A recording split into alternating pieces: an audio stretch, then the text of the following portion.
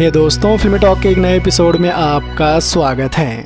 सबसे पहली और बड़ी खबर ये है कि केजीएफ और सालार के डायरेक्टर प्रशांत नील तमिल सिनेमा के जाने माने एक्टर अजित कुमार के साथ दो बड़ी पैन इंडिया फिल्म की प्लानिंग कर रहे हैं। कहा जा रहा है कि एक सोलो एक्शन ड्रामा फिल्म होगी, वहीं दूसरी केजीएफ फ्रेंचाइज से कनेक्ट होगी।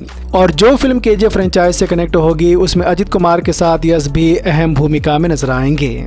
लेकिन जैसा कि अभी एक रूमर है, तो देखना होगा कि इस बारे में ऑफिशियल अपडेट कब तक आती है। प्रशांत नील की बात करें तो अभी प्रशांत नील सालार 2 पर काम कर रहे हैं और आने वाले कुछ दिनों में वो सालार 2 की शूटिंग स्टार्ट करेंगे। उसके बाद कहा गया है कि प्रशांत नील जो एनटीआर के साथ एनटीआर 31 की शूटिंग स्टार्ट करेंगे। तो अगर प्रशांत नील किसी और फिल्म की प्लानिंग कर रहे हैं तो वो हमें एनटीआर 31 के बाद ही देखने को मिलेगी। वैसे अभी भी लोग केजीएफ 3 का इंतजार कर रहे हैं, लेकिन केजीएफ 3 से जुड़ी कोई खास अपडेट नहीं आई है। मेरे हिसाब से सालार 2 के बाद प्रशांत नील को केजीएफ 3 ही बनानी चाहिए, क्योंकि केजीएफ 3 बॉक्स ऑफिस पर अच्छा खासा कलेक्शन कर सकती है। लेकिन अब अजित कुमार की खबर आई है तो देखना होगा कि आगे क्या होता है। आपके हिसाब से प्रशांत नील को एनटीआर 31 के बाद कोई नई फिल्म बनानी चाहिए या फिर केजीएफ 3? हमें कमेंट में जरूर बताएं। दूसरी बड़ी खबर यह है कि सिद्धार्थ आनंद की अगली फिल्म भी एक double hero action drama film होगी और इस फिल्म को भी काफी बड़े लेवल पर शूट किया जाएगा। जैसा कि हमने आपको बताया था कि फाइटर के बाद सिद्धार्थ आनंद अब अपनी अगली फिल्म की तैयारी में लग गए हैं। तो खबरों की माने तो सिद्धार्थ आनंद के इस मेगा बजट फिल्म की कहानी भी दो हीरो के इर्द गिर्द घूमती हुई नजर आएगी। अब सिद्धार्थ आनंद की फिल्म है तो इसमें हमें दो बड़े एक्टर ही देखने को मिलेंगे। तो देखना होगा कि सिद्धार्थ आनंद अपनी इस फिल्म में किन दो एक्टर को कास्ट करते हैं।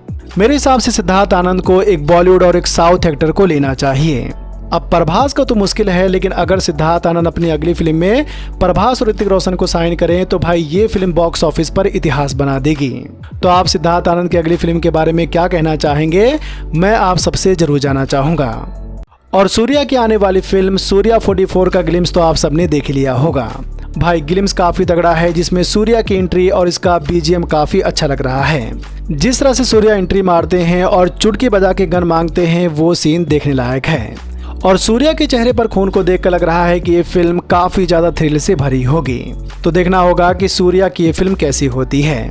सूर्या 44 एक गैंगस्टर एक्शन ड्रामा फिल्म है जिसे कार्तिक सुब्बाराज डायरेक्ट कर रहे हैं। रिलीज डेट अभी कंफर्म नहीं है, लेकिन कहा गया है कि सूर्या की ये फिल्म समर 2025 में रिलीज होगी।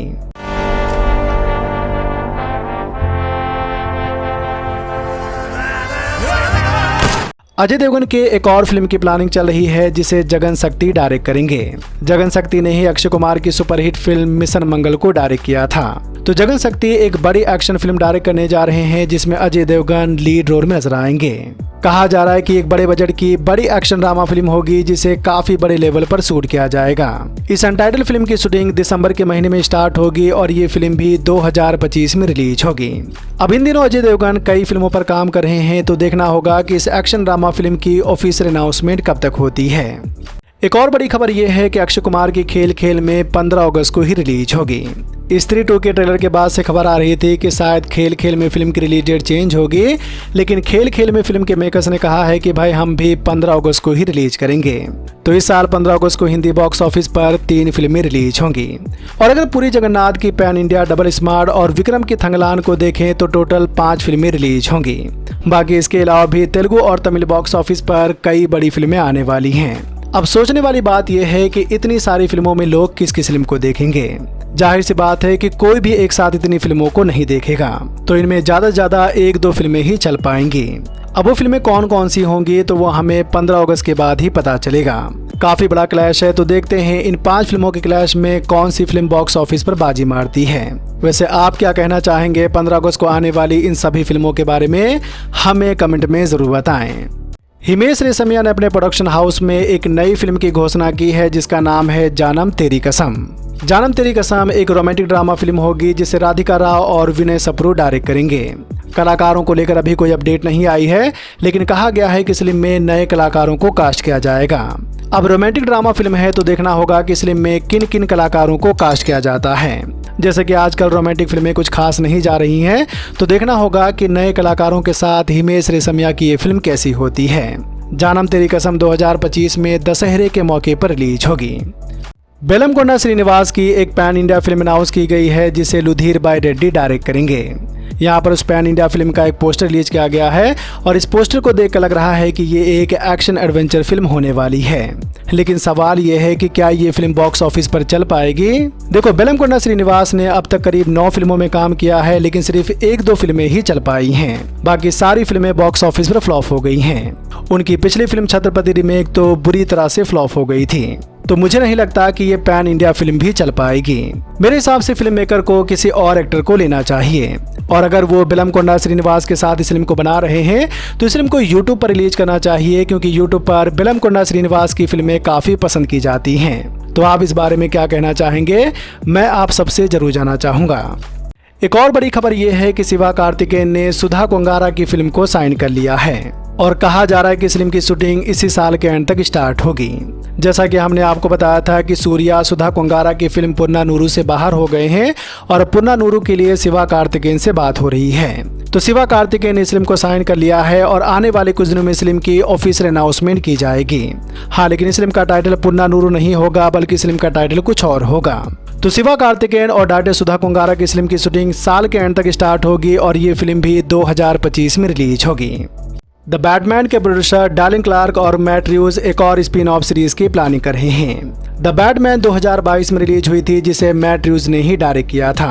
और जैसा कि आप सब जानते हैं कि द बैटमैन की एक स्पिन ऑफ सीरीज आ रही है जिसका नाम है द पेंगुइन।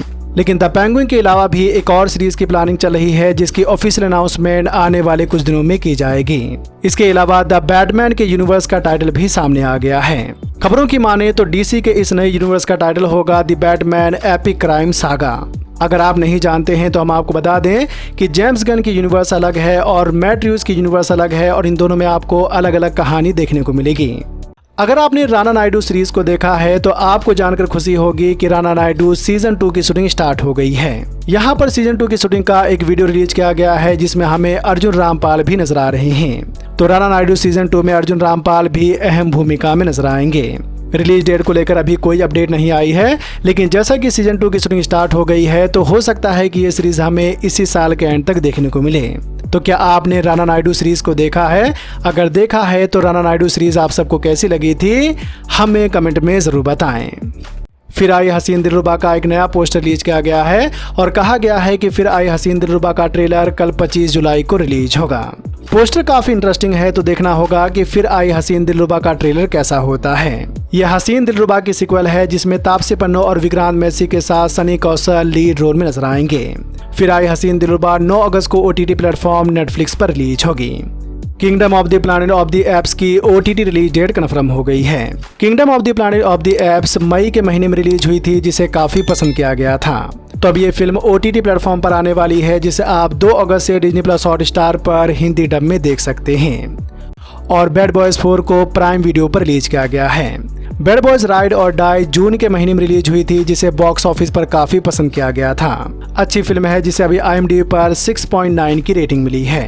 तो अब ये फिल्म प्राइम वीडियो पर आ गई है, जिसे आप हिंदी डब में बाय और रेंट पर देख सकते हैं। और अगर देख लिया है तो बैड बॉयज 4 आप सबको कैसी लगी, हमें कमेंट में ज़रूर बताएं। वीडियो को लाइक करें, अपने दोस्तों के साथ भी फेसबुक, व्हाट्सएप, ट्विटर पर जरूर शेयर करें और चैनल को सब्सक्राइब करना तो बिल्कुल ना भूलें। धन्यवाद।